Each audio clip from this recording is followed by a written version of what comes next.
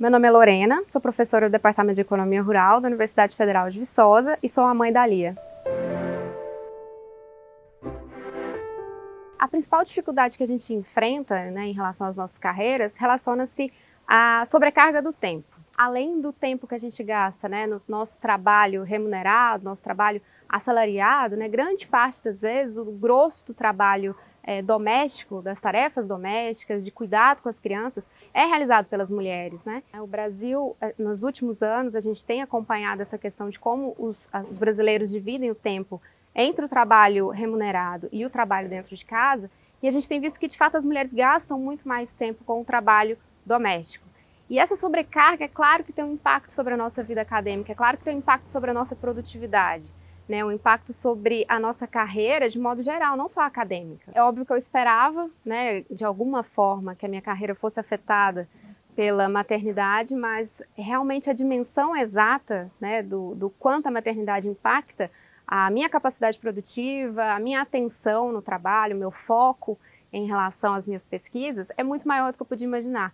E eu acho que somente quem é mãe, quem passa por isso, ou quem passou por isso há pouco tempo, pode dimensionar o que eu estou falando. Eu acredito que os pais também tenham um impacto em suas carreiras, mas na minha visão, na minha experiência e um pouco que eu tenho lido sobre o assunto, grande parte da questão relacionada ao impacto da maternidade sobre a carreira acadêmica se dá sobre as cientistas, sobre a carreira acadêmica das mulheres. Eu acredito que em muito mais mudanças em relação à percepção que nós temos, do problema do trabalho, da sobrecarga de trabalho das mães, do que esperar mudanças no macro, mudanças institucionais. Mas é claro que algumas mudanças institucionais seriam muito importantes, por exemplo, equalizar mais o tempo de licença maternidade versus licença paternidade. E aí já entra também uma dificuldade que a gente tem de retomar a nossa carreira depois de uma licença maternidade. E essa dificuldade ela não está restrita só aos 6 meses que a gente está parado. Voltar ao trabalho depois de uma licença maternidade, você volta como uma nova pesquisadora, você volta como uma nova pessoa. E não necessariamente a gente está apta a voltar ao mesmo nível de produtividade de antes. Então, alterar a percepção das pessoas em relação a isso, as pessoas terem um pouco mais de sensibilidade em relação a esse período de ajuste que as pesquisadoras mães precisam, em relação a esse novo contexto que ela enfrenta dentro de casa, e que isso, claro, tem efeito sobre a produtividade, sobre o foco dessa pesquisadora. Eu acho que alterar essa percepção é muito importante. Primeiro de tudo, acho que dar voz a esse movimento, dar voz a essa temática. E nisso eu queria destacar o movimento Parenting Science, que surgiu em 2017, que tem tentado reunir dados, estudos e trazer essa questão de como a maternidade afeta a carreira acadêmica das cientistas. E um dado interessante que esse movimento traz é que, de fato, as cientistas veem uma redução na sua produtividade até 4 anos depois do nascimento dos filhos.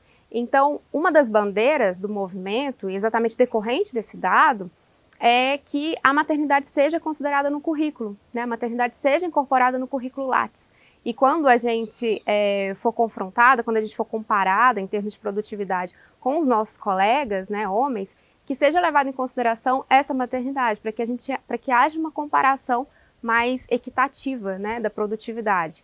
Então, políticas, ações que permitam essa comparação mais equitativa dos currículos em editais de agência de fomento, em concursos públicos para docentes, seria de grande valia, eu acho, para fazer com que as mães permaneçam na carreira, para permitir a ascensão das mulheres ao longo da carreira. Existe um dado também que as mulheres são aquelas que são mais prováveis de abandonar a carreira acadêmica ao longo do caminho. Então, ouvir as mulheres, ouvir as mães, as nossas alunas pós-graduandas mães, para identificar como que a gente pode amenizar essa questão, como que a gente pode apoiá-las a seguir a carreira acadêmica, é o primeiro passo. E claro que depois propor medidas num nível mais macro, como discutir a questão da licença maternidade versus paternidade, discutir a inclusão da maternidade nos editais e assim por diante. Minha experiência com a maternidade é de apenas 1 ano. Minha filha tem 1 ano e 5 meses, então a minha experiência em relação ao que eu tenho visto é muito curta. Claro que eu imagino que a minha situação hoje é muito melhor do que da geração anterior.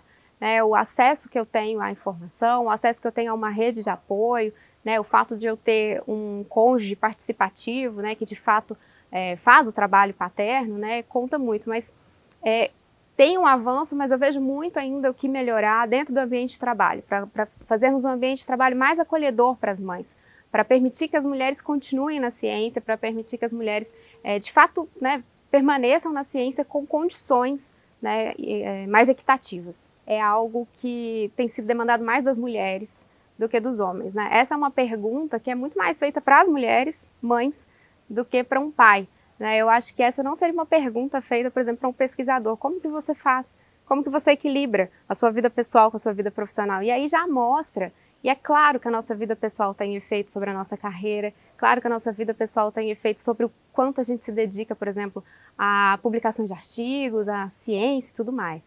E aí já mostra, né, um desequilíbrio em relação ao que se espera das mulheres versus homens, né? O que eu faço é tentar da maneira que nós podemos aqui dentro da minha casa, dividir as tarefas igualmente, tentar dividir o mais igualmente possível, né, para que nesse momento, por exemplo, de home office, né, os dois consigam trabalhar, os dois consigam continuar suas pesquisas. Então, dentro da nossa casa, tentar da forma mais possível dividir as tarefas igualmente, no contexto assim do meu trabalho, né, pedir flexibilidade em relação às nossas reuniões, em relação a compromissos que têm hora marcada, né, muitas vezes os compromissos aparecem em um momento em que minha filha precisa de alguma coisa e dentro de casa é impossível não ouvir, por exemplo, minha filha chorando. Então, eu preciso de um pouco de flexibilidade nesse contexto e eu tenho, com sorte, encontrado muita flexibilidade, por exemplo, entre os alunos, entre os meus orientados. Então, é assim que eu tenho tentado balancear, é assim que eu tenho tentado equilibrar a minha vida pessoal e a minha vida profissional. Na verdade, eu gostaria de falar para todos os cientistas de uma forma geral, porque eu acredito, né, que não seja coincidência o fato da gente ver entre os maiores cientistas, grande parte das vezes, mais nomes de homens, né? Recentemente a gente viu a UFV divulgando de maneira muito orgulhosa e, claro, muito feliz, né, o nome de alguns pesquisadores que estão entre os mais citados do mundo, e a gente não viu nenhuma mulher, a gente não viu nem muito menos uma mãe entre eles, né? E eu gostaria de chamar a atenção das pessoas para que isso não é uma coincidência, né? Então, a mensagem que eu gostaria de deixar, não só para as mulheres, mas para todos os cientistas de modo geral, é para não olhar para esse tipo de dado achando que é uma mera coincidência e que nós podemos ficar de braços cruzados olhando para isso sem fazer nada. De fato, existem algumas microações, né, no nosso ambiente de trabalho que a gente pode fazer para acolher melhor essas mães, né, para dar voz às mães que querem permanecer na carreira acadêmica e que estão enfrentando dificuldades, principalmente as nossas alunas pós-graduandas, que são mães, principalmente as mães solo, né? Então, claro que é muito fácil olhar para elas e dizer, não desista, mas só elas sabem o que elas estão passando naquele momento para continuar seu trabalho, para continuar sua tese, sua dissertação. Então, mais do que dizer não desista, né, é pedir uma percepção mais sensível das pessoas em relação aos problemas que elas passam.